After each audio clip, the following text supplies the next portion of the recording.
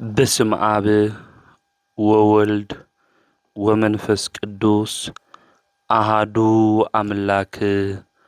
آمين. يتوارك እግዚአብሔር أملاك أبوينا لذاب صحنا اسكزاتي ساعات قدمو خلو لعلو خلو نافذا ساعات زيآ زبصحنا ناي أبوتاتنا ناي قدوسان أملاخ ناتناون أملاخ قدوس እግዚአብሔር سمو استخبرن زتمسجنن يخون أما أملاك ولاديت أملاك قدست قدوسان دنجل ماريام سلفصوم أدونتا سلفصوم خبرن مسجانان يبصحيا خمؤون قدوسان أبوتاتنا قدوسان أديتاتنا بستوهاوم خبر متأن خلو مسجانا يبصحيهم ኣብ ዝተፈላለየ ዓለም ኮይንኩም እዚ መንፈሳዊ ሚድያ እዚ እትከታተሉ ስድራ እግዚአብሔር ኣብ መስቀል ተሰቂሉ ፍጹም ዝኾነ ሰላሙ ብዝሃበና ብኢየሱስ ክርስቶስ ፍጹም ሰላም ከመይ ትጸንሑ ከመይ ትኾኑ ሰላም እግዚአብሔር ምስ ኩላትኩም ይኹን። እንኳዕ ንቀዳሜ ሰማዒት ወሊቀ ዲያቆናት ቅዱስ እስጢፋኖስ ወርሓዊ በዓልን ከምኡውን ንጻዲቁ ኣባ ገሪማ ወርሓዊ በዓል ብሰላም ኣብጽሖኩም ኣብጽሕና። ብኦርቶዶክሳዊት ተዋህዶ ቤተ ክርስቲያን ዕለት 17 ወርሓዊ በዓሎም ካብ ናኽብረሎም ቅዱሳን ቅዱስ እስጢፋኖስ ሰማዒት ከምኡውን ካብቶም 9 ቅዱሳን ሓደ ዝኾነ ኣብ ሮማ ድማ ን7 ዓመት ነጊሱ ናይ ዓለም ንግስና ገዲፉ ናብ ምናኔ ህይወት ዝመጸ ኣባ ገሪማ ጻዲቅ እዩ። እዞም ቅዱሳን እዚኦም መዘከርታ በዓሎም ብዕለት 17 ልክነኽብር ቅድስቲ ቤተ ክርስቲያን ትእዝዘና እያ። ሎሚ ነሓሰ 17 ኣብ ዝህልወና መርሃ ግብሪ ኣብ ቅዳሴ ጊዜ ዝንበቡ ምንባባት ክነስምዐኩም ኢና። ከምኡውን ስለ ቅዱስ እስጢፋኖስ ሰማዒት ከምኡውን ስለ ጻዲቁ ኣባ ገሪማ መንፈሳዊ ተጋድሎኦምን ህይወቶምን እንታይ ከም ዝመስል ኣብ ገድሎም ዝተጻሓፈ እናንበብና ክንመሃሃር ኢና። ከምኡውን ብሎመዓንቲ ነሓሰ 17 ዓመታውን ወርሓውን ክብረ በዓሎም ዝኾነ ቅዱሳን እንመን ምዃኖም ክንነግረኩም ኢና። ኣምላኽና ቅዱስ እግዚአብሔር ንህይወትና ዝጠቅም ንዓና ድማ ዝረብሕ ቃሉ ንከምህረና ቅዱስ ፍቃዱ ይኹነልና። ሎሚ ነሓሰ 17 ኣብ ቅዳሴ ጊዜ ዝነበብ ናይ ቅዳሴ ምስባኽ ኣብዚ ኣብ መዝሙረ ዳዊት ምዕራፍ 118 ቁጥሪ 18 ዘሎ ናይ እግዚአብሔር ቃል እዩ። ምግሳጽስ እግዚአብሔር ገሰጸኒ ንሞት ግን ኣሕሊፉ ይሃበንን ብኣኣተን ኣቴን እግዚአብሔር ከምስግኖስ በረታት ጽድቂ ክፈቱለይ። ስለ ቃሉ ንኣምላኽና ናይ እግዚአብሔር ስሙ ዝተኸበረን ዝተመስገነን ይኹን። ልበ ኣምላክ ነቢዩ ቅዱስ ዳዊት መድኃኒት ንሱ እግዚአብሔር ከም ዝገሰጾ እቲ እግዚአብሔር ዝገሰጾ ድማ ንሞት ኣሕሊፉ እግዚአብሔር ከም ዝሃቦ እዩ ዝነግረና። ኣብዚ ዓለም እዚ ክንነብር እንተለና ብዙሕ ግዜ ንብድል ኢና፣ ብዙሕ ግዜ እውን ነጥፍእ ኢና። ኣምላኽና ቅዱስ እግዚአብሔር ድማ ይግስጸና እዩ። ብቤተ ክርስቲያንና ትምህርቲ ተግሳጽ ኣብ 2 እዩ ዝኽፈል። ስጋዊ ተግሳጽ እኒኦ፣ መንፈሳዊ ተግሳጽ እውን እኒኦ እዩ። ስጋዊ ተግሳጽ ወለዲ ንደቆም ቀጺዖም ዝዕብይሉ መንገዲ እዩ። መንፈሳዊ ተግሳጽ ድማ ኣምላኽና እግዚአብሔር በመንፈሳዊነት ንክንዓቢ በመምህራን ሓዲሩ ብቃሉ ዘምህረና ዝመኽረና እዩ። ኣብ ትንቢተ ኤርምያስ ምዕራፍ 35 ቁጥሪ 13 ቃለይ ንክትሰምዑ ተግሳጽ ኣይትቕበሉን ዲኹም ይብል ኣሎ እግዚአብሔር እዩ ዝብል። ስለዚ እቲ ተግሳጽ ዘይምቕባል ማለት ናይ እግዚአብሔር ቃል ዘይምስማዕ ማለት ምዃኑ ኣብዙ ንምልከት ኢና ንርኢ ኢና። ስለዚ ልበ ኣምላክ ቅዱስ ዳዊት ኣምላኽ ንሱ እግዚአብሔር ኣብዙ ክግስጾ እንተሎ ነገር ግን ንሞት ሕሊፉ ከም ዘይሃቦ እዩ ዝነግረና። ኣብ ቅዱሳት መጻሕፍት ክነንብብ እንተለና ኣምላኽና እግዚአብሔር በብዙሕ መንገዲ ይግስጸና እዩ፣ በብዙሕ መንገዲ ይመኽረና፣ በብዙሕ ነገር ድማ የምህረና እዩ። ነገር ግን ኣምላኽና ቅዱስ እግዚአብሔር ካብ ጥፍኣትና ክንምለስ ብዝተፈላለየ መንገዲ ክመኽረናን ክግስጸናን ከምኡ እውን ከምህረና እንተሎ ሰሚዕና ተመሊስና ዶ እዩ? ልበ ኣምላክ ዳዊት ክግሰጽ እንተሎ ናይ እግዚአብሔር ትእዛዙ ተመሓላሊፉ ከይፈጸመ ክቐሪ እንተሎ እግዚአብሔር ገሲጽዎ። ነገር ግን ልበ ኣምላክ ዳዊት ተመሊሱ እዩ። ንሕና ብዙሕ ግዜ ንብድል ኢና፣ ብዙሕ ጥፍዓት እውን ነጥፊ ኢና። እግዚአብሔር ብምሕረቱን ብሕያውነቱን ሸፊኑ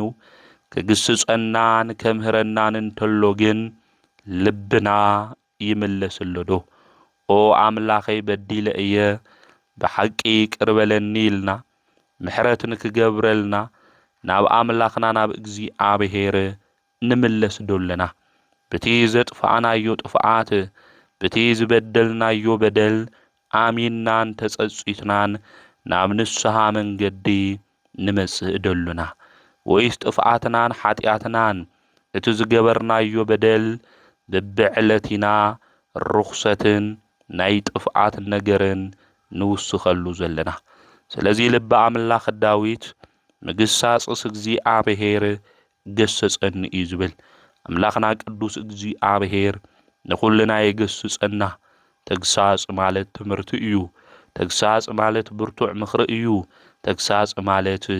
ምዕዳን እዩ። ተግሳጽ ማለት እግዚአብሔር ብሊቃውንቲ ሓዲሩ ዘምህረናን ዝነግረናን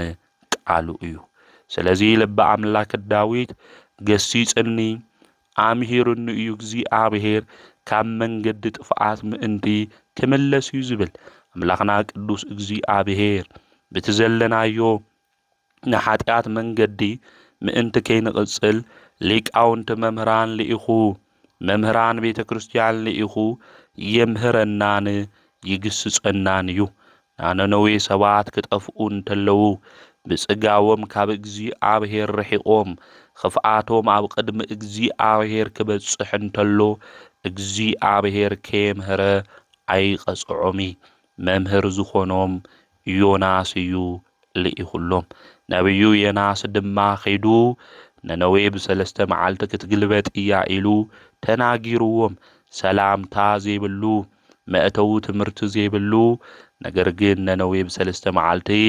ክትግልበጥ እያ ኢሉ ነጊርዎም። ኩሎም ብንስሓ መንፈስ ኮይኖም ኣምላኽና ቅዱስ እግዚአብሔር መሓረና ኢሎም ብተግሳጹ ድማ ተማሂሮም ምሕረት እግዚአብሔር ረኺቦም እዮም። ስለዚ ንሕና እውን እግዚአብሔር በብዙሕ መንገዲ ይግስጸና፣ ዝተፈላለየ ምልክታት ይህበና ብሓጢኣትን ብጥፍኣትን መንገዲ ክንኾን እንተለና። ነገር ግን እግዚአብሔር ምሕረቱ ኣብ ልዕሌና ኣብዚሑ ተመለሱ ክብለና እንተሎ ሓደ ሻዕ ሓምዕ ቀትሪ ኢና፣ ከም ውርደት ርኢና፣ ከም ድሌትና ከም ሓሳብና ስቑኢልና እንጓዓዝ ሰባት እኒኢና። እምብየ ንምለስ እንድሕር ኢልና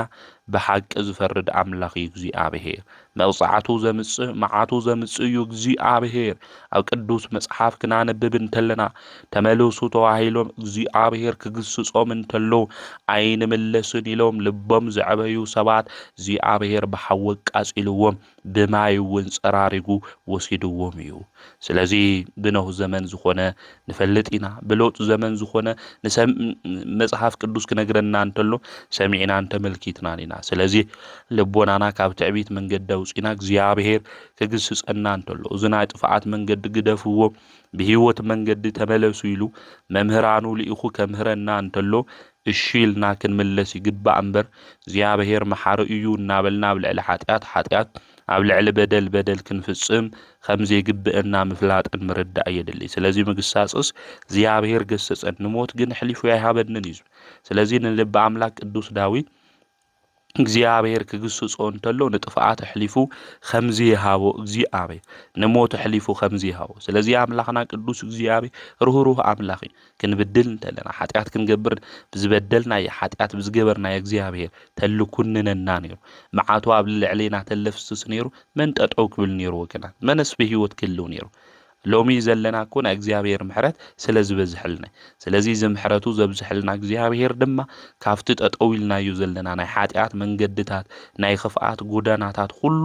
ተመለሱ እናበለ አምላኽና ቅዱስ እግዚአብሔር ይነግረና ልበ አምላክ ዳዊት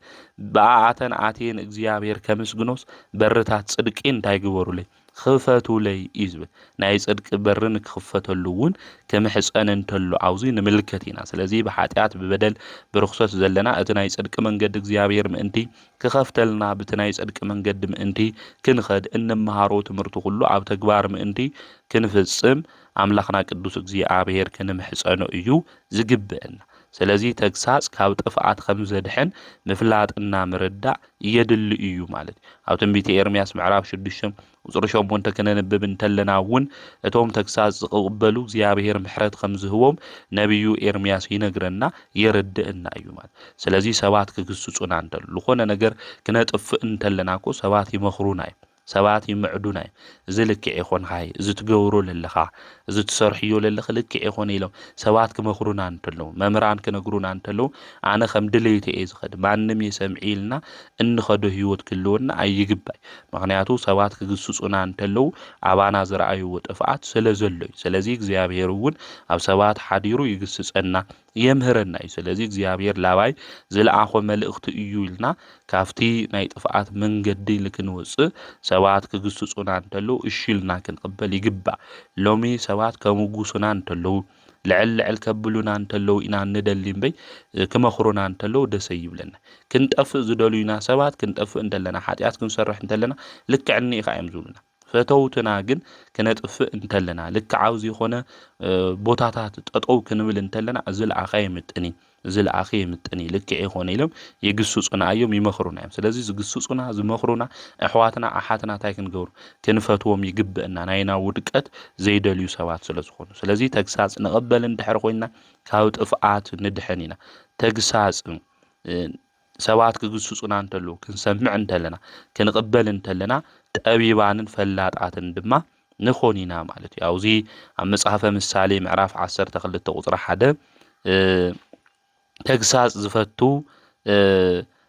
ፈላጥ እዩ ይብለና ስለዚ ፈላጣት ተግሳጽ እንታይ ገብሩ ይፈትው እዮም ተግሳጽ ዘይፈቱ ሰብ ግን እንታይ እዩ ሰነፍ እዩ እናበለ ይነግረና ማለት ስለዚ ካብ ኃጢአት ርሒቅና ኃጢአት ገዲፍና ጽድቅን ምኽታል ፈላጥን ጠበበኛን ምዃን የድሊ እዩ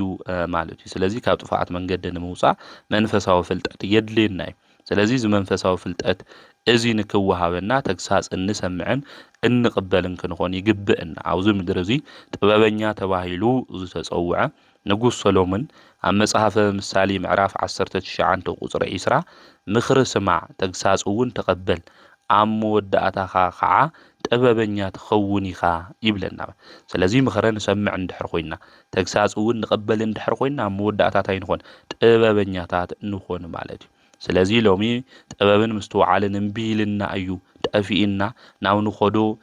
መንገዲ ሁሉ ምፍላጥ ዝኣበየና ነገር ግን ጥበበኛ ክንኾን ተለና ሁሉ ነገር ነመዛዝን ነስተውዕል ላብኤል ከድለኹ ተኣየል ገብርለኹ ንብል ማለት እዩ ስለዚ ጥበበኛታት ልክንኾን ተግሳጽ ክንፈቱ ይግብአና ማለት ስለዚ ብህይወት መንገድና ሁሉ ምእንቲ ክንጓዓዝ ጥበብ ከም ዘድልየና እዚ ጥበብ ዝንረኽቦ ድማ ካብ ተግሳጽ ምዃኑ ምፍላጥ ምርዳእ የድሊ ካብ ስንፍናና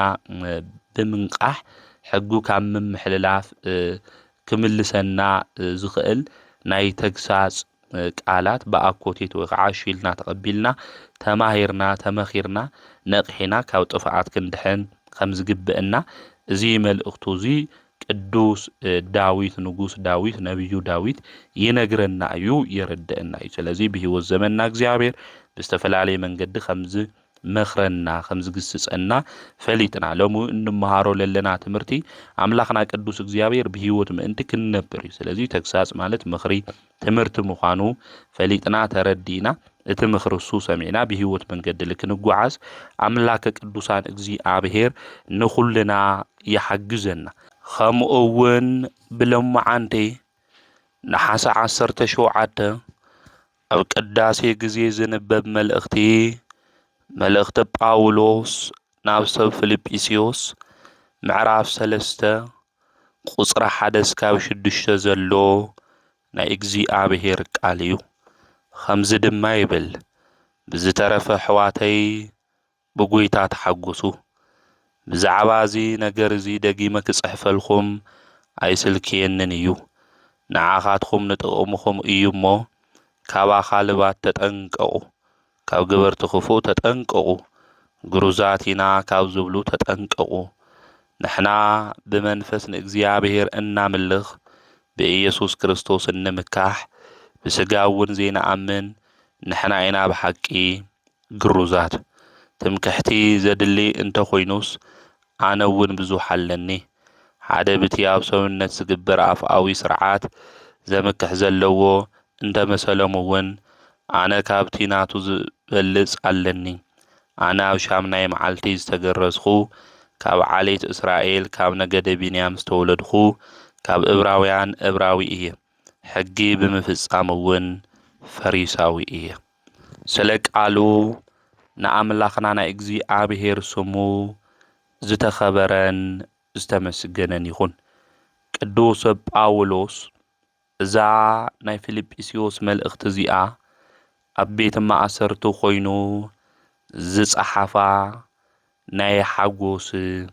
ደብዳቤ እያ። ስለዚ ቅዱስ ጳውሎስ ኣብ እስር ቤት ውሽጢ እኳ እንተኾነ እቲ ናይ እስር ቤት ኩነታት ሓጎሱ ካብ ውሽጢ ክወስደሉ ዘይከኣለ ሐዋርያ እዩ። እዛ መልእኽቲ እዚኣ ክጽሕፍ እንተሎ ድማ ብተደጋጋሚ ብጎይታ ኩሉ ሻዕ ደስ ይበልኩም እናበለ ክጽሕፈሎም እንተሎ ንምልከት ኢና። ወገናተይ ኣብዚ ዓለም እዚ ክንነብር እንተለና ሓጎስ ክንረክብ ኢልና በብዙሕ መንገዲ ደኺምና ኢና። ቆልዑ እናሃለውና ኣብ ሜዳ እናጎይና ሕቢኢተይ እናተጫወትና ብክልተ ቅርሺ ብሽኩቲ ብ50 ሳንቲም ድማ ሸንኮራ ብ100 ቅርሺ ጫማ ተገዚኢልና እንረኽቦ ዝነበርና ሓጎስ ቀሊል የነበረን። እዚ ግን ብሚልዮን ዝቁጸሩ ገንዘብ ብዙሓት ዕሩኽቲ ብዓለም ድማ ዝረኸብናዮ ዝና ሓጎስ ከምጽእልና ይኽኣለይ። ኣብዚ ዓለም እዚ ዘለው ነገራት ኩሉ ውሽጣዊ ሓጎስ፣ ውሽጣዊ ሮቤት፣ ውሽጣዊ ሰላም ረህዋ ክህቡና ይኽኣሉ። ሎሚ እንሰምዖ ብዙሕ ጉዳይ እኒአና ካብ ግላዊ ህይወትና ብዝሓለፈ ኣብ ኣከባቢና እንሰምዖም ናይ ውግእ ድምፅታት ወረታት ልብና ኣድሚዎ ካብ ሓጎስና ሓዘንና ዘመዘነሉ ዘመንም ግዜ ኢና ዘለና። ቅዱስ ጳውሎስ ግን ብጎይታ ተሓጐሱ፣ ኩሉ ሻዕ ብጎይታ ተሓጐሱ ደጊመ እውን ይብለኩም ኣለኹ ብኡ ተሓጐሱ እናበለ ይነግረና። እዚ ሓጎስ እዚ ወቕቲ ዘይቀያይሮ ኩነታት ዘይቀያይሮ ሓጎስ እዩ። እቲ ሓጎስ እሱ እንረኽቦ ድማ ካብ ጎይታ እዩ። ስለዚ ወገናተይ ናብ ኣምላኽና ቅዱስ እግዚአብሔር ክንጽጋዕ የድሊ። ዘለዓለማዊ ሓጎስ ዝህበና ንሱ እዩ። ሓጎስ ክቡና እዮም ኢልና ኣብ ምድሪ ዝተጠቐምናዮም ነገራት ኩሉ ነግዚኡ ሕጒሶምና ድሕሪ ዝተወሰነ ሰዓት ሓዘን ሒዞምልና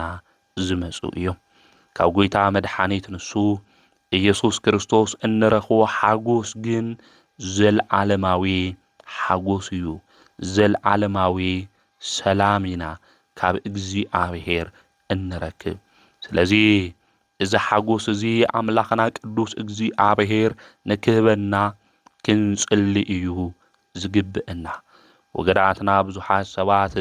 ሓጎስን ሰላምን ክውና እዮም ኢልና ተጸጊዕና ዝተወሰነ ግዜ ሂቦምና ግዜ ገደብ ሃልይዎም ድማ ሓሊፎም እዮም። ግዜ ገደብ ዘይብሉ ሓጎስ እንረክብ ግን እታ መስቀል ተሰቒሉ ዝተበጀወና ብጎይታ ብኡ ብኢየሱስ ክርስቶስ እዩ። ዝሓዝኑ ብፅዋት እዮም ምጽንዕናዕ ድማ ክረኽቡ እዮም ኢሉ ዘምሃረና ጎይታ ንሱ መድኃኒት ኢየሱስ ክርስቶስ እዩ። ዝሓዘና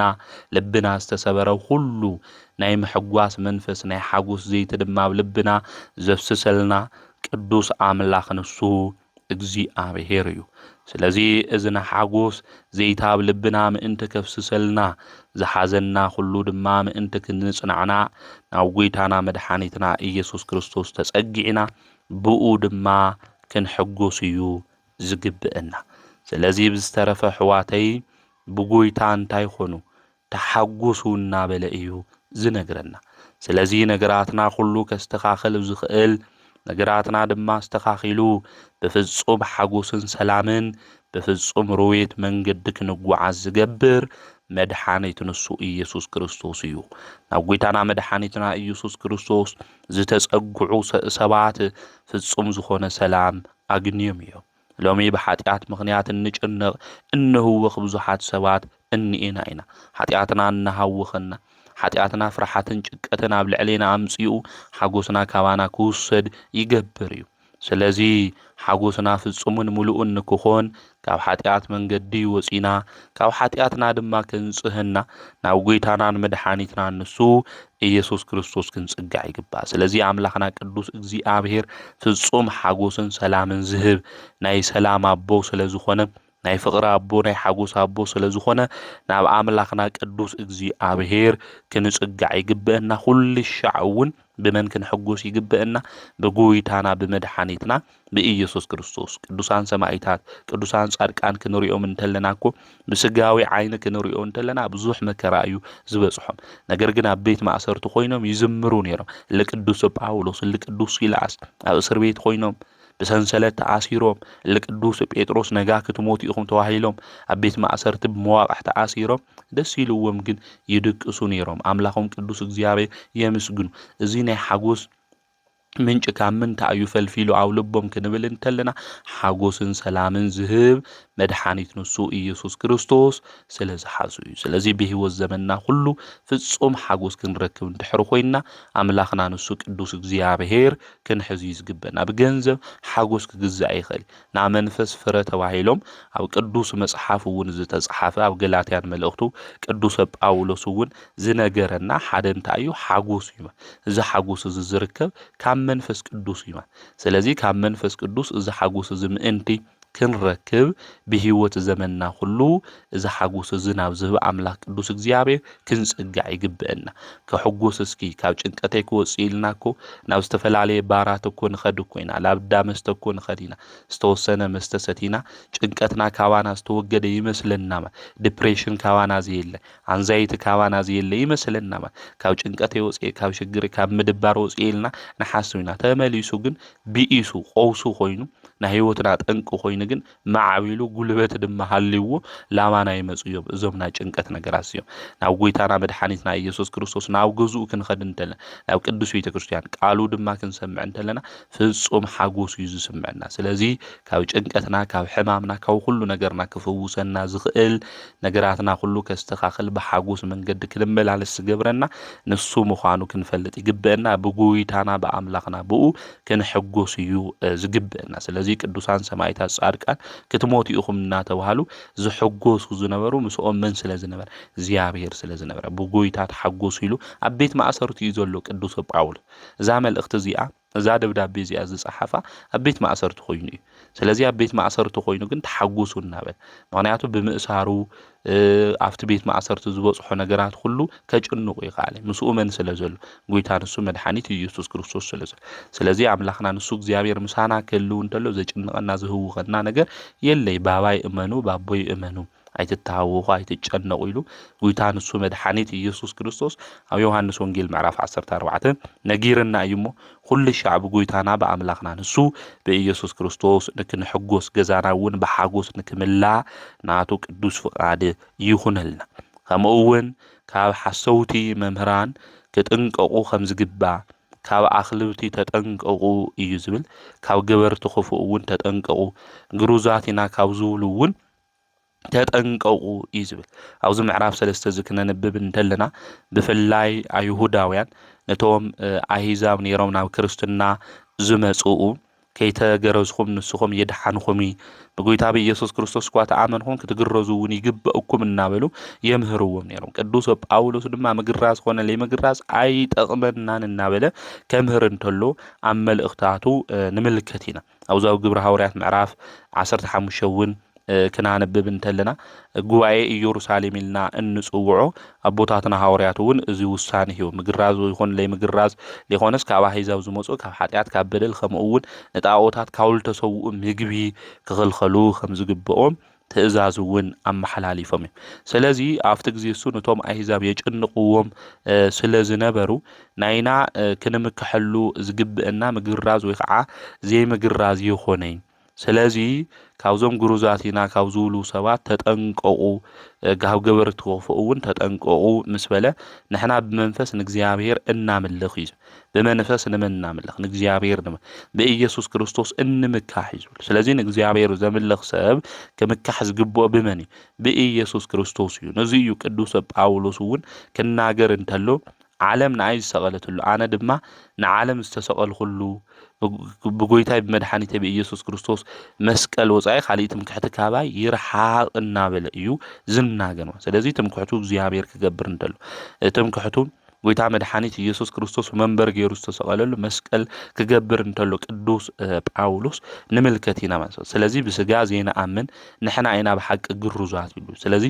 ናይ ልብ ምግራዝ ይምበይ ናይ ስጋ ምግራዝ የሆነ ይዝጠቀም ኢሉ ክናገር እንተሎ ስለዚ ልብና ክግረዝ ይግቦ ካብ ሆፍ ካብ ኃጢአት ካብ በደል እንታይ ክኾን ክግረዝ እዩ ዝግቦ ናይ ስጋ ምግራዝ ለይኾነስ ናይ ልብ ምግራዝ ከም ዘድሊ እዩ ኣውዙ ዝነግረና ዘርዳን ስለዚ ብስጋ እውን ዘይነኣምን ትምክሕትና መን እዩ ኣብ ስጋ ዝለበሱ ሰባት ይኾነ ትምክሕትና ብመን እዩ ብእግዚአብሔር ብትንኣምኖ እናምልኹ ኣምላኽና እግዚአብሔር ሎሙ ትምክሕትና ምንታይ ኢና ጌርና ተውክልትና ምንታይ ኢና ጌርና ወገናተይ ትምክሕትና ረዲኤትና ኃይልና ሁሉ ክንገብር ዝግብአና ሰማይና ምድራው ዝፈጠረ ኣምላኽና ቅዱስ እግዚአብሔር ልበ ኣምላክ ዳዊት እውን ረዲኤተይ ካበይ ይምጽእ ረዲኤተይስ ሰማይ ምድሪ ካብ ዝፈጠረ ኣምላኽ እዩ እናበለ ክናገር እንተሎ ንምልከት ኢና ኣብ ሰባት ተደጊፍና ንሰባት ኣሚንና ብዙሕ ግዜ ወዲቕና ኢና ብዙሕ ግዜ ተሰይርና ኢና ነገር ግን ዘይሰብረና ዝጽግነና ከይሰበረ ዝጽግን መድሓኒት ዝኾነ ንሱ መድሓኒት ኣምላኽና እግዚአብሔር ስለለሎ ተውክልትና ትምክሕትና ክንገብር ዝግብእ ኣብኡ እዩ ብስጋ ሰባት ዝምካሕ ንሱ ርጉም ይኹን እናበለ እውን ኣብ ናይ ብሉይ ኪዳን መጻሕፍቲ እኮ ነንብብ ኢና ነቢያት እውን ይነግሩና እዮም ኣብ ትንቢተ ኤርምያስ እውን ክነንብብ እንተ ስለዚ ኣብ ሰባት ንድገፍ እንድሕር ኮይና ኣብ እግዚአብሔር ምድጋፍ ገዲፍና ኣብ ሰባት ንድገፍ እንድሕር ኮይና ናይ ጽድቂ መንገዲ ዘይኾነስ ናይ መርገም መንገዲ ኢና ንኽተል ስለዚ ክንድገፎ ዝግብአና ዘይድብርየና ኃጢአት ተሰራሕና ተበደልና ክፉእ ነገር ተገበርና ዘይደኽሞ ዘይስልችዎ ዘይራሩ ማእገር ዘለዎ ማለት ተሸኪመዮም ኣይምለሱ ድዮም ዘይብል ማለት ብፍቅሩ ኮይኑ ናይና ምምላስ ዝጽበይ ኣምላኽ ንሱ እግዚአብሔር ኣብኡ ትውክልትና ኣብኡ ድማ ትምክሕትና ኣብኡ ድማ እምነትና ኣብኡ ድማ እምንቶና ክንገብር እዩ ዝግብአና ስለዚ ንሕና ንዑ እናምልኽ ብኡ ድማ ንመካሕ ብስጋ ድማ ሰባት ዘይነኣምን ንሕና ኢና ብሓቂ ግሩዛት እዩ ዝብል ስለዚ ናይ ልቢ ምግራዝ ከም ዘድሊ ስለዚ ትምክሕቲ ዘድሊ እንድሕር ኮይኑ እዩ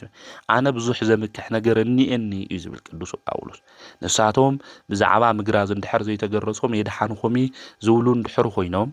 ኣቐዲመ ኣነ ዝምክሐሉ ብዙሕ ነገር እኒአኒ እዩ ኣነ ኣብ ሻብ ናይ መዓልቲ ዝተገረዝኩ እየ ካብ ዓሌት እስራኤል ካብ ነገደ ቢንያም እቲ መጀመርያ ዝነገሰ ማለት እዩ ካብኡ ዝተወለድኩ እየ ካብ ዕብራውያን ዕብራዊ እየ ሕጊ ብምፍጻም እውን ፈሪሳዊ እየ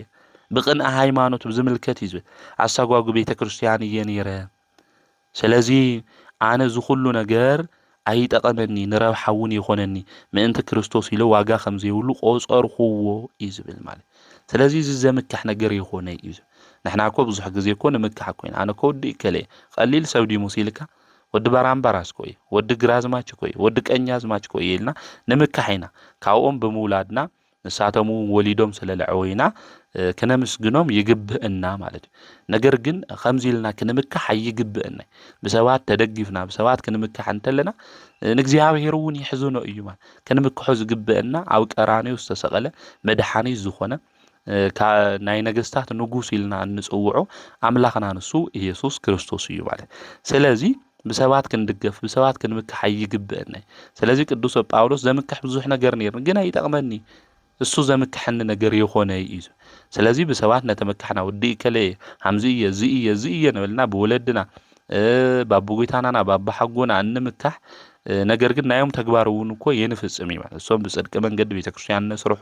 ጽድቅነ ስራሕውን ነሰርሑ ሓሊፎም ይማ ንሕና ግን በቃ hamዚ እኮ የወዲ ከለ እኮ የነብልና ንምካሕይና ማለት እዩ ኣብ ገድሊ መጻሕፍቱን ከነንብብ እንተለና እስካብ 7 ትውልድ እስካብ 12 ትውልድ ትውልተሎ ካህናት ልነወሩ ቤተሰብና እንድሕር ነይሮም እግዚአብሔር ብምፍራሕ ዝጓዓዙ ጸበል መዘከርታ ናይ ቅዱሳን ዝገብሩ እንድሕር ነይሮም በኦም እንምካሕ ሰባት ነይ ምምካሕና ጽቡቕ ተመኪሕና ግን በኦም መንገዲ ክንጓዓዝ ይግብአና እዩ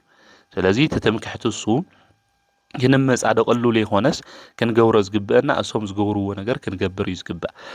አቦይ ጸበል ናው ነገር መንፈስ ቅዱስ ወይ ከዓና ቅዱስ እስጢፋኖስ ናባ ገሪማ ናኪዳነ ምሕረት ዝኽሪ ዝገብር እንድሕር ነይሩ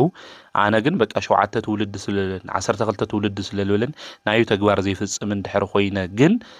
ቃል ኪዳን በቃ ክድሕን እንድሕር ኢልና የዋህነት እዩ ዝኾነ እዚ ናይ ቅዱሳን ቃል ኪዳን እውን ካም ይፍላጥ ልተልዓለ ይማል ስለዚ ተመኪሕና እውን ላውል ተጸጋዕና ሰባት ነና በቅዱሳን ቃል ኪዳን ምንም ነገር ከይሰራሕና አይ hamዚ ይወዲ ከለ እዚ የነበልና ማለት ስለዚ መምካሕ በጣም ከቢድ ነገር እዩ ማለት ክንምክሖ ዝግብአና ግን በአምላክና በኢየሱስ ክርስቶስ ሰባት ተሰበርት እዮም ሰባት ወደቅት እዮም ሎም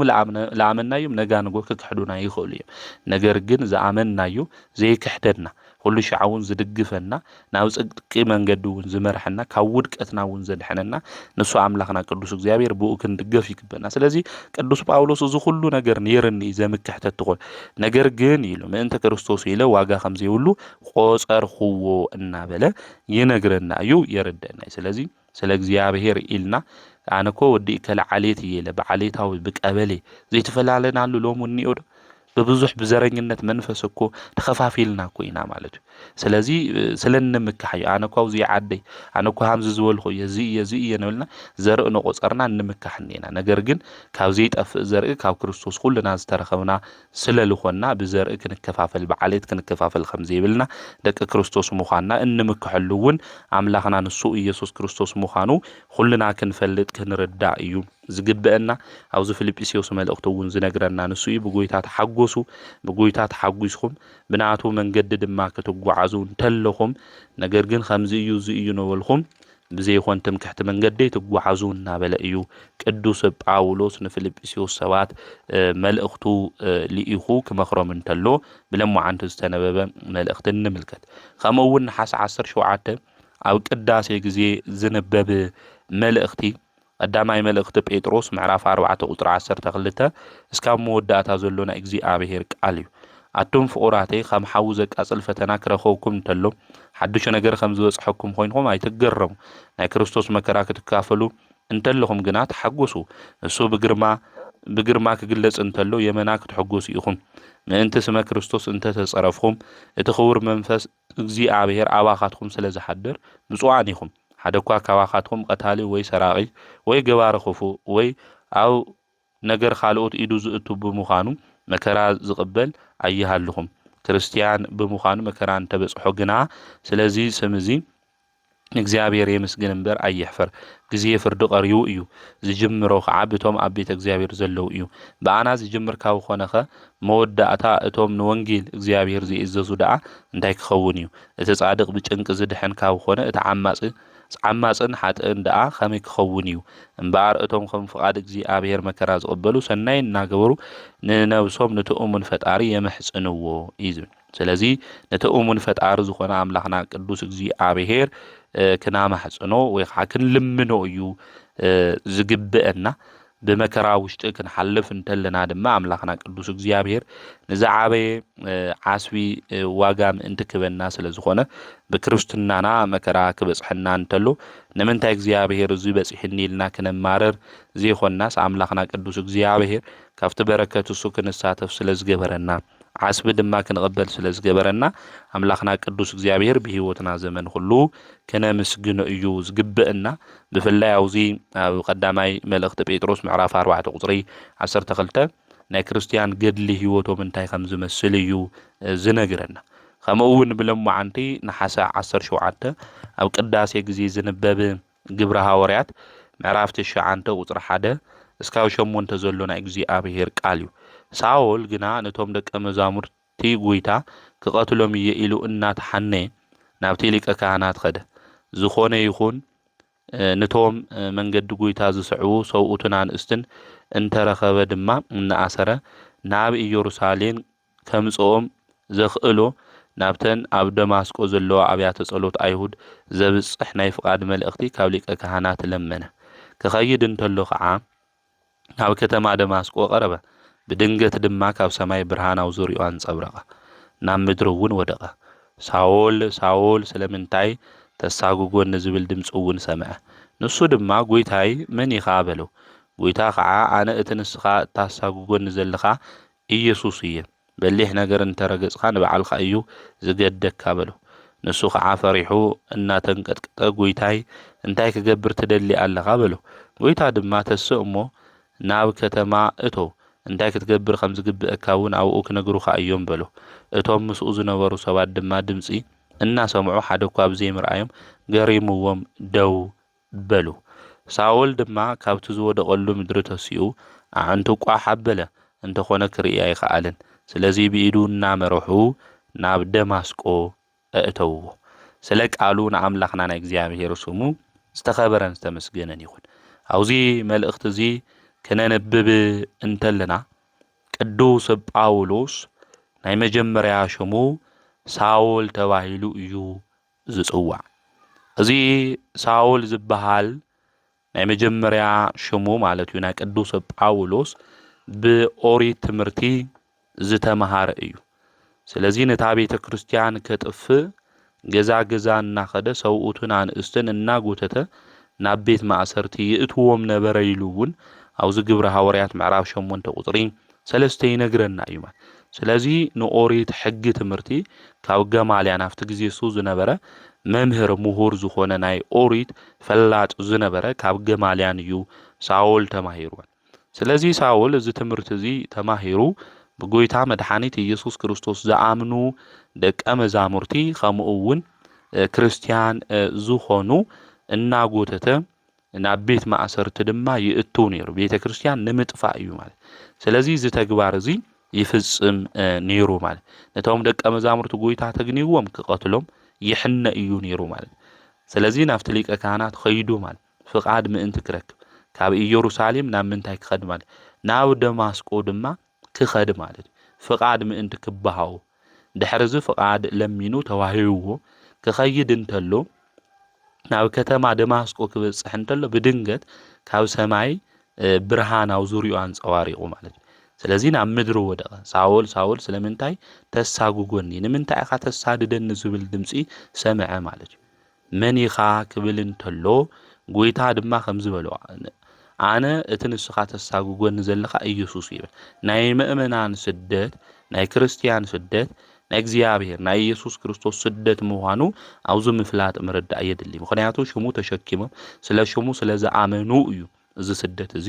ዝበጽሖም ዘሎ ማለት።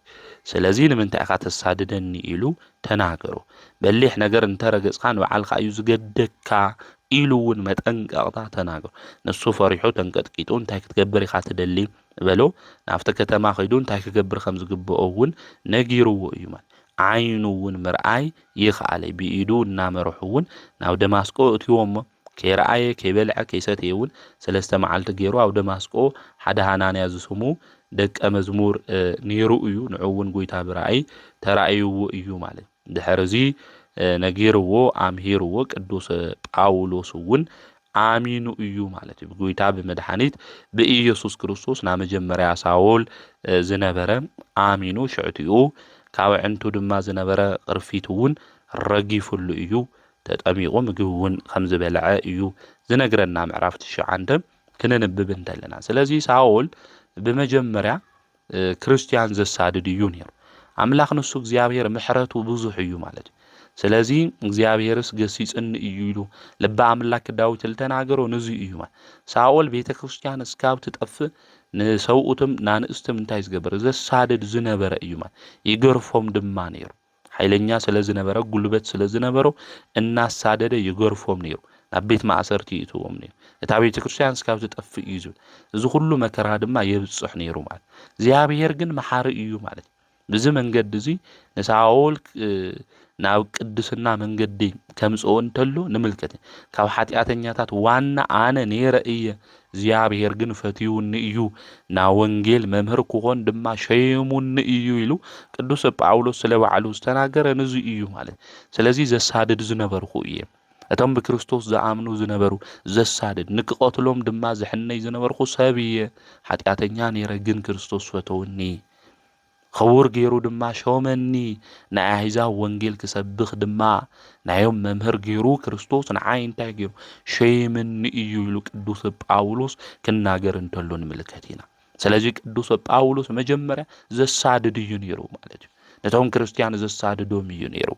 نتوم كريستيان عاوزو علون كي حادرو دما يجبر نيرو ناغزيابير محرتو جن بزحيو وجناتي خم قدوس باولوس بحاتيات منجد بزوح نجر الناس سادد كان هلو نخئلينا بزوح حاتيات بدل النفس من هلو نخئلينا زيابير جن محارئيو قدوس باولوس تمال زمحار كريستوس خزوين زمحرنا قدوس عملاخيو قدوس باولوس كاب حاتيات نياتات وانا نبرخو بله نسو جن محرت غير اللي يبله دشع زيابير محيرنا يخون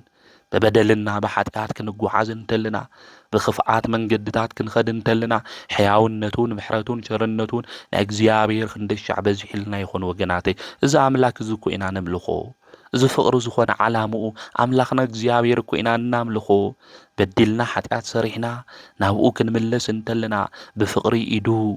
نعودك أيلو زحقفونا بصدق من قد دما زمرحنا حياواي قواساكو أملاكنا وقناتي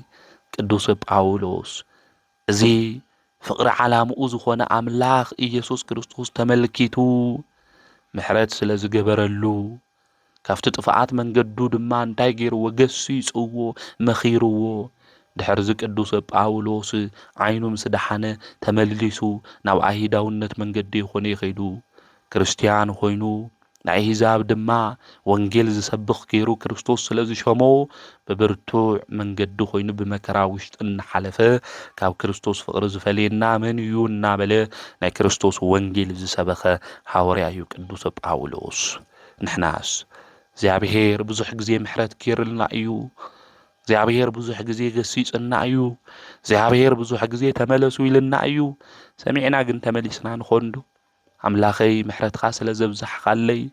هم حتياتي خم بدلي سلزي يطفع خاني تمسجن يلنا زيابير زقبر لنا محرت النازكرنا بصدقو من قدي نملس لنا دنهون ويسافت بدلنا حتياتني ناخذو ندكم زلنا سلزي كاو حتيات كاب بدل نوز قولو ناي مدحان علت لومو إيمو كافت ناي بدل حتيات من قدك نوز إيكبا سلزي قدوس باولوس ناي مجمريا شمو ساول زنبرا بزي من قد زي عبهير ناو صدق من قدنا واغلغلوت كمصو انتلو نملكتينا سلازي እግዚአብሔር بستفلالي من قدك مخرنا كغسصنا انتلو مسمع عدلاي وانا ነገር እዩ ማለት እዩ ቅዱስ ጳውሎስ after ዝነበሮ መንገድ መልሱ ሐዋርያ ገይሩ እዩ ማለት እዩ ሐዋርያ ማለት እና ኸደ ዘምህር ማለት እዩ ስለዚህ ካፍቶም 70 ክልተ ያርድእት እዩ ቁጽሩ ነገር ግን ሐዋርያ ኢልና እንጽውዖ በአገልግሎቱ በህይወቱ ከም ሐዋርያት ዘገልገለ ዘምሃረ ስለዝኾነ እዩ ቁጽሩ ግን ካፍቶም 70 ክልተ አርድእት እዩ ማለት በአቦታትና በሐዋርያት እግር ዝተተክኡ እኮ አበው ሐዋርያት ኢልና እንጽውዖም እውን እኒና ስለዚ ሐዋርያት ኢልና ወይ ሐዋርያ ኢልና ክንጽውዕ ተለና ቁጽሩ 12 ሊሆነስ 70 ክልተ ያርድእት ነገር ግን በአገልግሎቱ ከም ሐዋርያት ስለ ወንጌል ይሉ ዝተአሰረ ዋጋ ዝኸፈለ ዓላምኡ እውን ናይ ክርስቶስ ናይ ወንጌል ትምህርቲ ምምሃር ዝኾነ ንብዙሓት ነፍሳት እውን ዘድሐነ እዩ ቅዱስ ጳውሎስ ሐዋርያ እናበልና 14 መልእኽቲ ካፍቶም ካልኦት ሐዋርያት እውን ዝበለጸ መልእኽቲ ዝጸሓፈ ናይ እግዚአብሔር አገልጋሊ ጽቡቕ አቕሓ እናበልና እውን ማይቶተ ቤተ ክርስቲያን እናበልና በብዙሕ ሽም እንጽውዖ እዩ ቅዱስ ጳውሎስ ካብ ጥፋት መንገዲ ዝመለሰ አምላኽ ንዓና እውን መሊሱ በህይወት መንገዲ ክንመለስ ናይ ቅዱስ ጳውሎስ እውን በረከት ረድኤት ምስ ኩላትና ንክኾን ንአምላኽና ናይ እግዚአብሔር ቅዱስ ፍቃድ ይኹነልና ከምኡ እውን ብለሙዓንተ ነሓሰ 17 ኣብ ቅዳሴ ግዜ ዝነበብ ናይ ወንጌል ክፍሊ ኣብ ዮሐንስ ወንጌል ምዕራፍ 15 ቁጥር 12 እስካብ 26 ዘሎ ናይ እግዚአብሔር ቃል እዩ ከምዚ ድማ ይብል ከምቲ ኣነ ዘፍቀርኹም ንስኻትኩም እውን ንንስኻትኩም ክትፋቀሩ ትእዛዘይ እዚ እዩ ሰብ ቤዛ ዕረኽቱ ገይሩ ንህይወቱ ሕሊፉ ካብ መሃብ ዝበልጽ ፍቅሪ የብሉን ንስኻትኩም እውን ኩሉ ዝኣዘዝኹም እንተፈጺምኩም ኣዕርኽቲ ኢኹም ባርያ ጎይትኡ ዝገብሩ ኣይፈልጥን እዩ እሞ ደጊም ዕርኽተይ እምበይ ባሮተይ ኣይኮንኹምን ኣነ ግን እቲ ኩሉ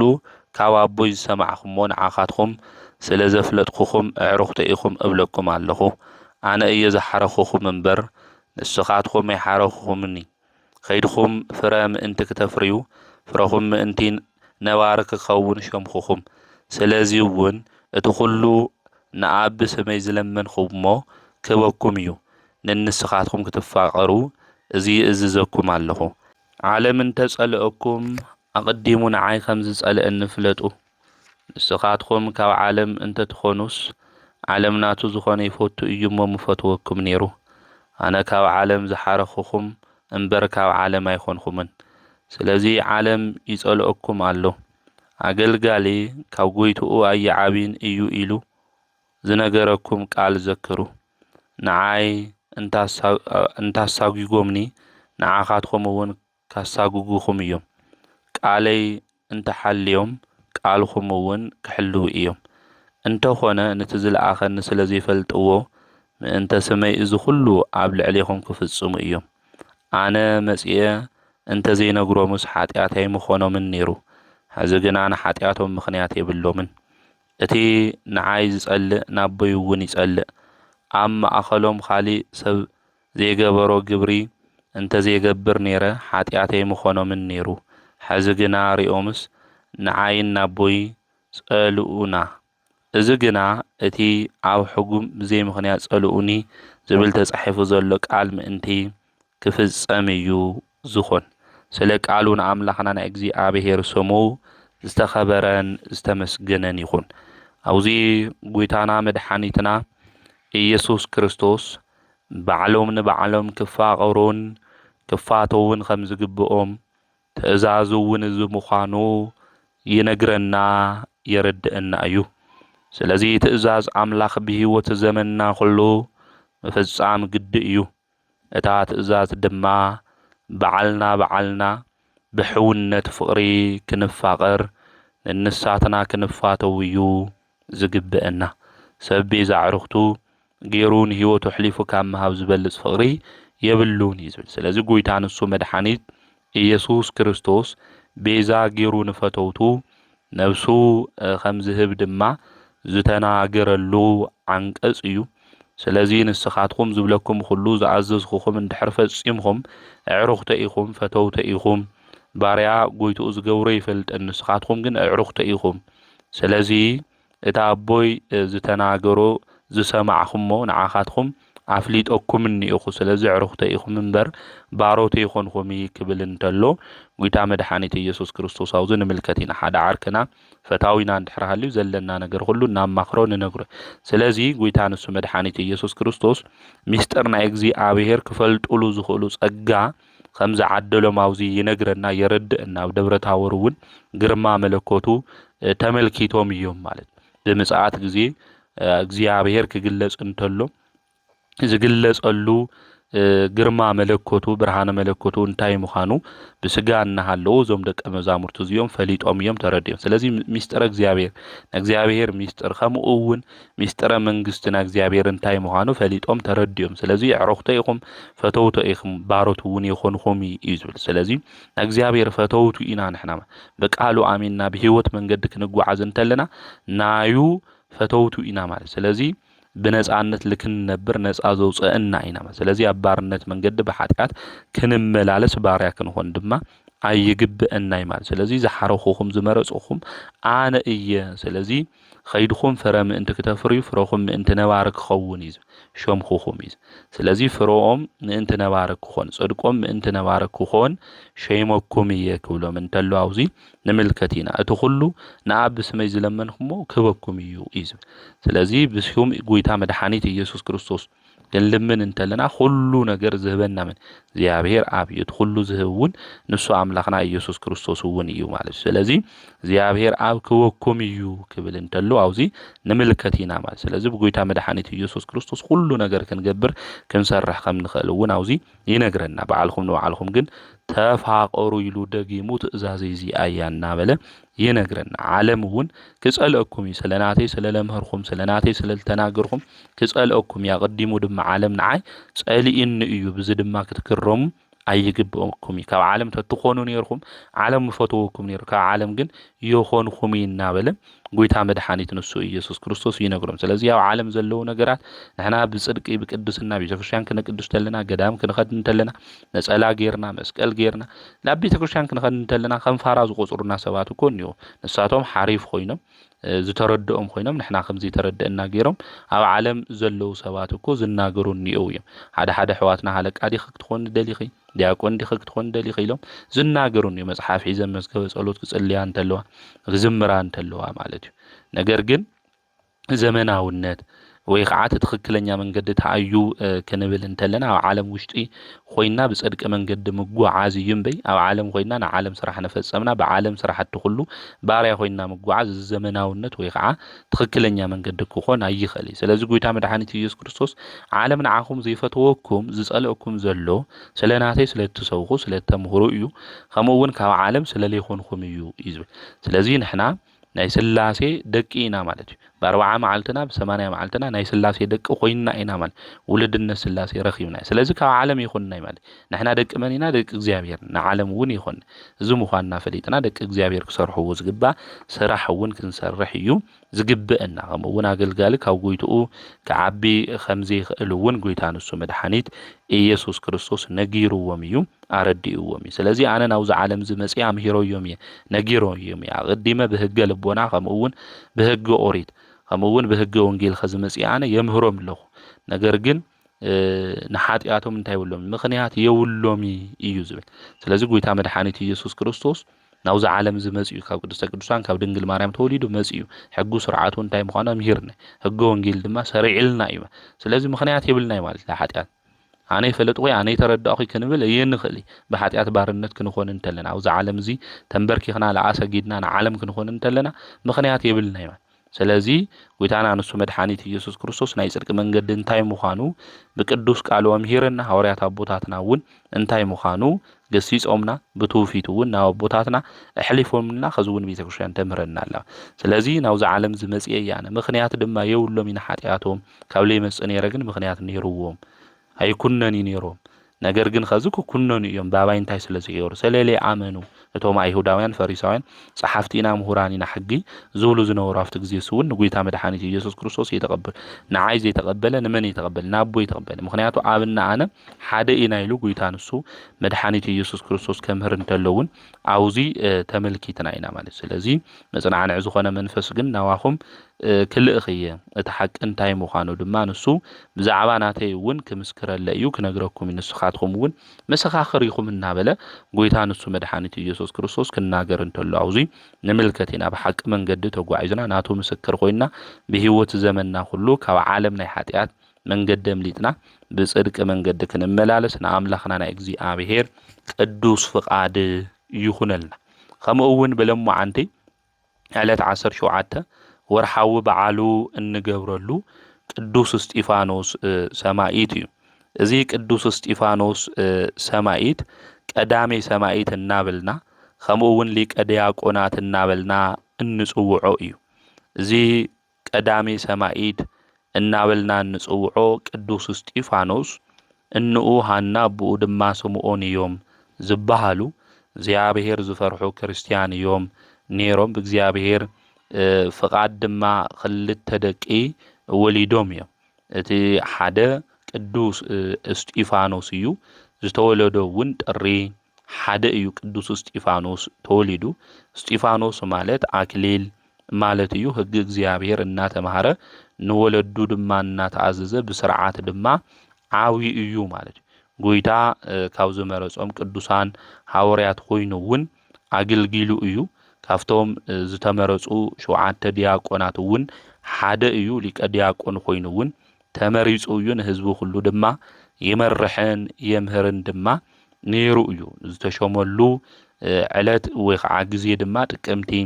17 እዩ ማለት እዩ መንፈስ ቅዱስ ድማ ዝመልኦ ብሰባት ሁሉ ድማ ዝተመስከረሉ ቅዱስ እዩ ቅዱስ እስጢፋኖስ ማለት ስለዚ እዚ ቅዱስ እስጢፋኖስ እዚ አፍቲ ዘመን እሱ የምህርን ይግስጽን ነይሩ በመንፈስ ኮይኑ በጥበብ ኮይኑ በኃይሉ ኮይኑ ስለ እግዚአብሔር ድማ የምህር ነይሩ ንአይሁዳውያን ድማ ይግስጾም ነይሩ ስለ ጎይታ መድኃኒት ንሱ ኢየሱስ ክርስቶስ ንስኻትኩም ዝሰቀልኩሞ ኢየሱስ ክርስቶስ ጎይታ እዩ አምላኽ እዩ እናበለ የምህር ነይሩ አፍቲ ግዜ እሱ እምንታይ ኢኻ ተምህር እናበሉ ናይ ክርስቶስ ሹም ክጽውዕ እንተሎ ይቃወምዎ ድማ ነይሮም ማለት ንሱ ግን ብትሕትና ኮይኑ ካብ ስሕተት መንገዶም ንክምለሱ ብምስትውዓል መንገዲ ንክጓዓዙ ይመኽሮም ድማ ነበረ ብሓደ እዋን ናኦስ ዝተባሃለ ጠንቋል ድማ ነይሩ እዚ ጠንቋል እዚ ምትሃት ድማ ነይሩዎ ንሰባት እውን በዚ ምትሃቱ እዚ ድማ የስሕት ነበረ ቅዱስ እስጢፋኖስ እናሃለየ አፍቲ ግዜ እሱ ባዕዳ አምልኮ ንከምልኹ ድማ ብዙሕ ነገር ናኦስ ነቶም ህዝቢ ተአምር ይገብር ነይሩ ካብቲ ዝገበሮ ተአምር ተአዩ ክንብል እንተለና ቅዱስ እስጢፋኖስ ከአምልኮ ተጣዖት ና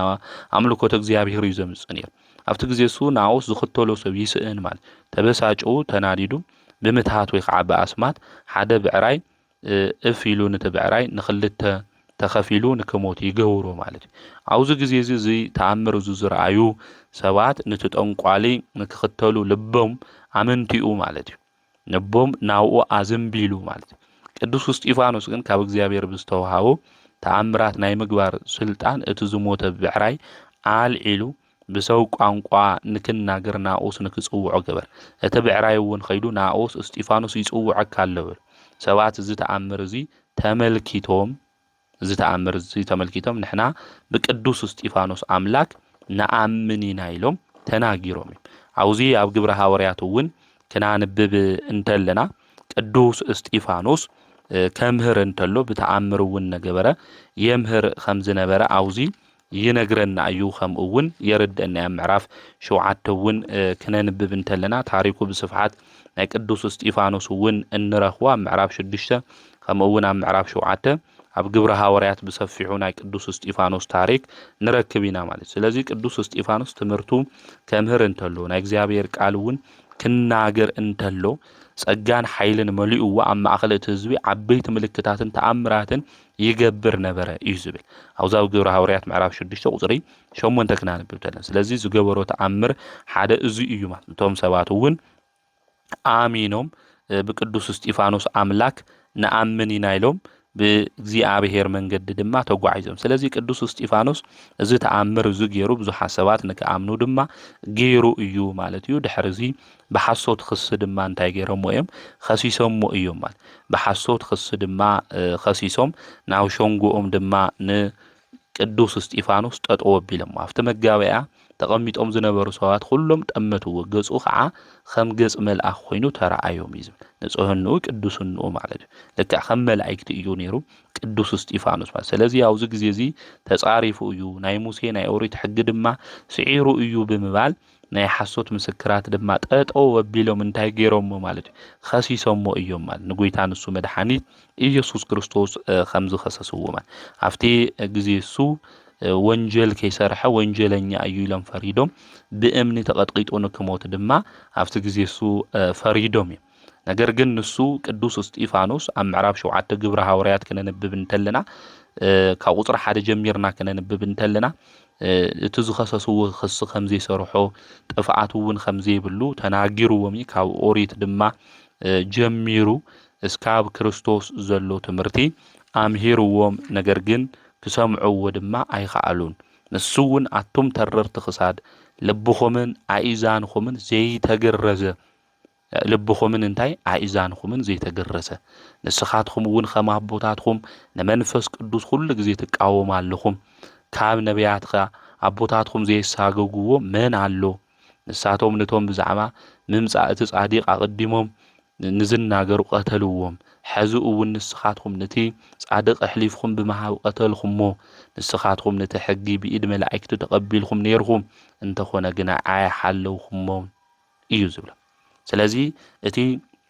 ናይ እግዚኣብሔር ሕጊ ብኢድ መላእክቲ ተቀቢልኩም ነይሮም ግን ክትሕልው ይኽኣልኩም ከም ኣቦታትኩም ኢኹም ትፍጽሙ ተሰርሕልኩም ኢሉ እስጢፋኖስ ተናገሩ ንሳቶም ከዓ ንዚ ምስ ሰምዑ እዩ ዝብል ኣብ ምዕራፍ 7 ካብ ቁጽሪ 51 ጀሚርና ክነንብብ እንተለና ኣብ ቁጽሪ 54 ድማ ከምዚ ይብለና ልቦም ነደደ ኣስናኖም እውን ሓርቀምሉ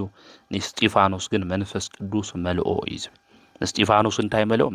መንፈስ ቅዱስ መልኦ እስጢፋኖስ ናብ ሰማይ አንቃሪሩ ክብሪ እግዚአብሔር ኢየሱስ ድማ ኣብ የማን እግዚአብሔር ቆይሙ ረአየ እዩ ዝብል ስለዚህ ቅዱስ እስጢፋኖስ መንፈስ ቅዱስ መልእዎ ናይ እግዚአብሔር ክብሪ ዝረአየ ኢየሱስ ክርስቶስ ኣብ የማን እግዚአብሔር ቆይሙ ረአየ እንሆ እዩ ዝብል ሽዑ እንሆ ሰማይ ተኸፊቱ ወዲ ሰብ ድማ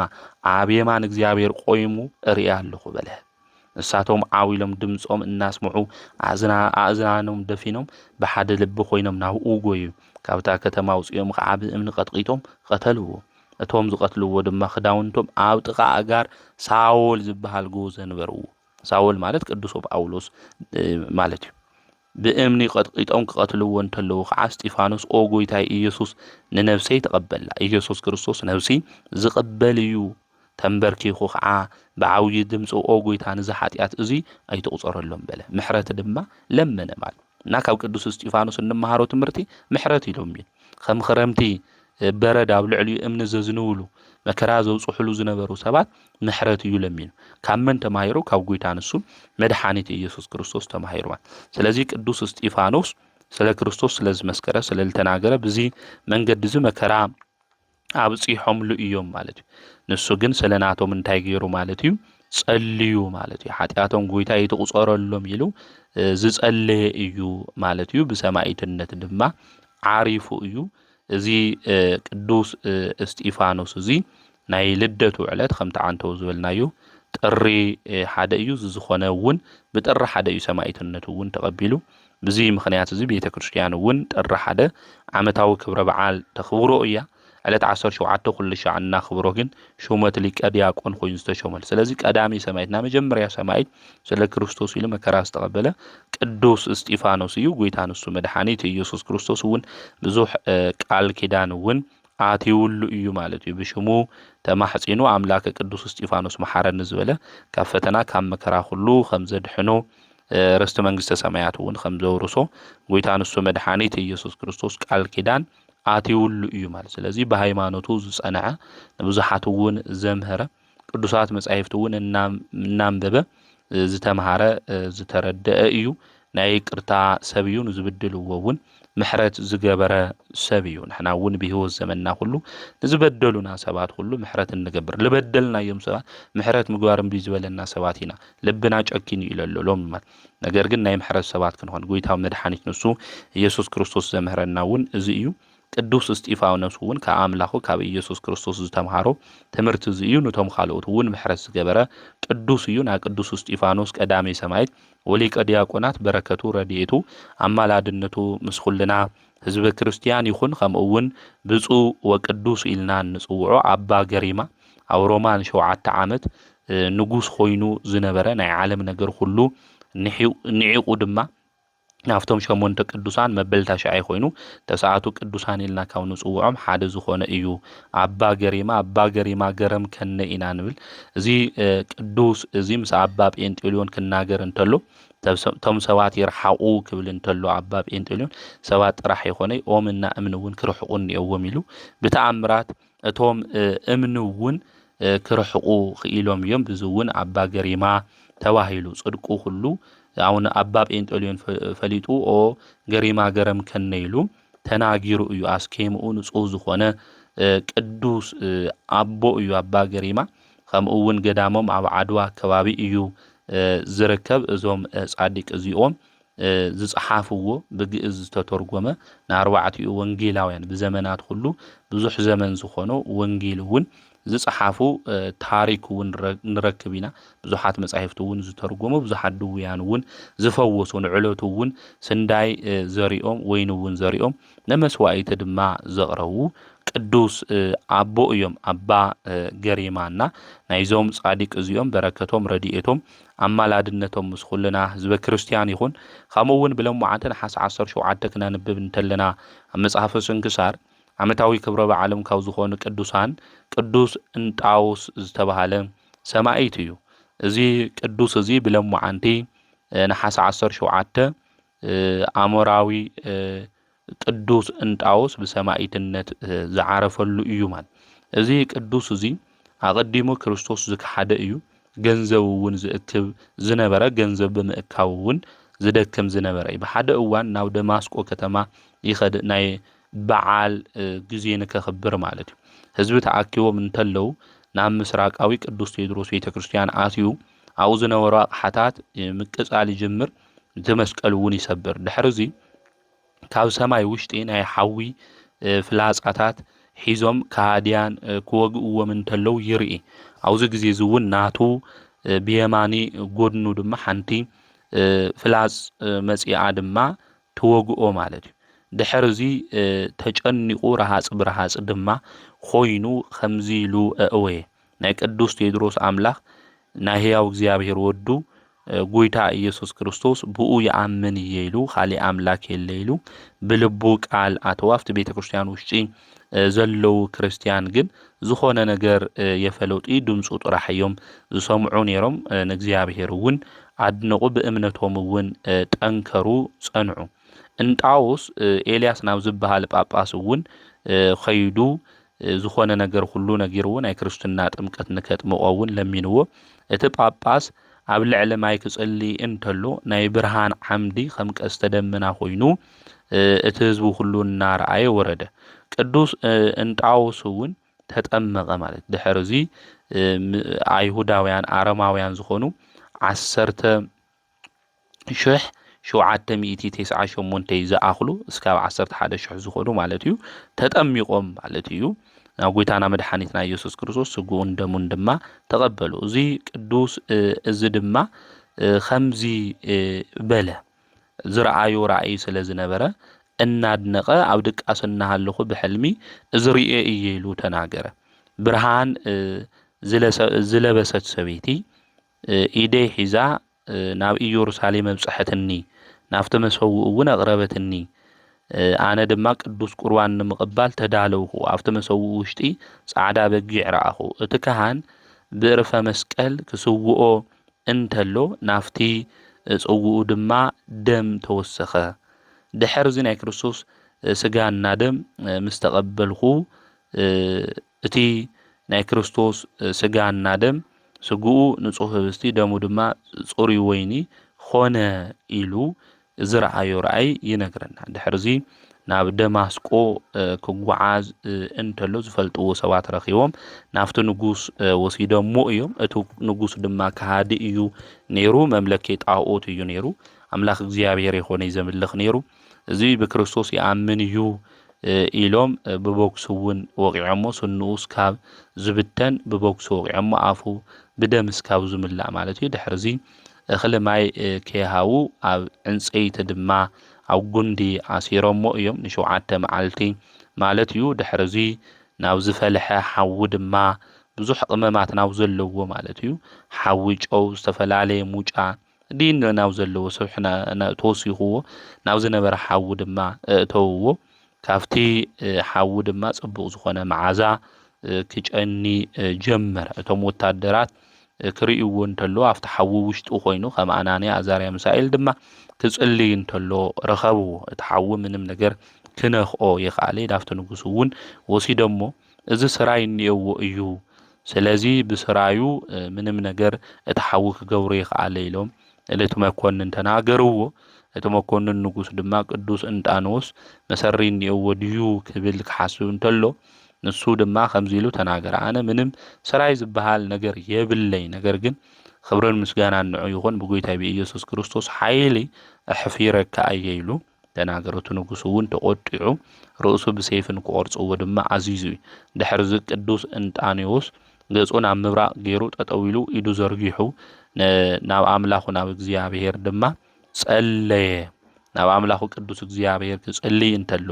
ነብሰይ ተቀበል ክብል እንተሎ ቃል ድማ መጽ ምስ እስጢፋኖስ ከምኡውን ምስ ቅዱስ ጊዮርጊስ ነብስኻ خዚ ክትዓርፍያ አገልጋልየ ንዓብ ሰላም ዝብል ድምጺ ተሰምዐ ጸሎቱ ምስ ፈጸመውን ርእሱ ቆሪጾሞ እዮም ምስክርነቱ ፈጺሙ ካብ ስጉ ቁጽሪ ዘይብሉ ድንቅ ዝኾነ ተአምራት ተገሊጹ እዩ እግዚአብሔር ምስጋና ይኹኖ ንዓና ድማ ብዚ ቅዱስ እዚ ሰማዒት ጸሎቱ አምላኽና ቅዱስ እግዚአብሔር ይምሐረና በረከቱ ረድኤቱ አማላድነቱ ምስ ኩልና ህዝበ ክርስቲያን ይኹን ከምኡውን ብለሙዓንተ ነሐሰ 17 ቅዱስ ያዕቆብ ግብጻዊ በሰማዒትነት ዝዓረፈሉ ዕለት እዩ ናይዚ ቅዱስ እዚ ወለዱ እግዚአብሔር ዝፈርሑ ክርስቲያን እዮም እሱ ቅድሚ ሙላዶም 3 ደቂ አንስትዮ ወሊዶም ነይሮም እዮም ንእሽተይ ምስ ዓበያ ድማ ትምህርቲ ንክመሃራ ፈሪሃ እግዚአብሔር እውን ንክፈልጣ ናብ ደናግል ገዳም ድማ ወሲዶም ንክመሃራ ገይሮም እዮም ድሕርዚ ናይ ብሉይ ኪዳን ንሓድሽ ኪዳን መጻሕፍቲ ተማሂረን ወለደን መጽየን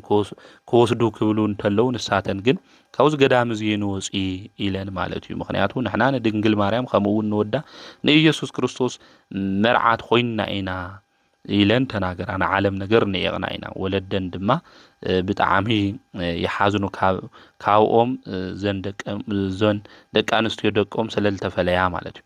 መሐሪ ይቅር ዝብል እግዚአብሔር ግን በዚ ሰዓት እዚ ቅዱስ ያዕቆብ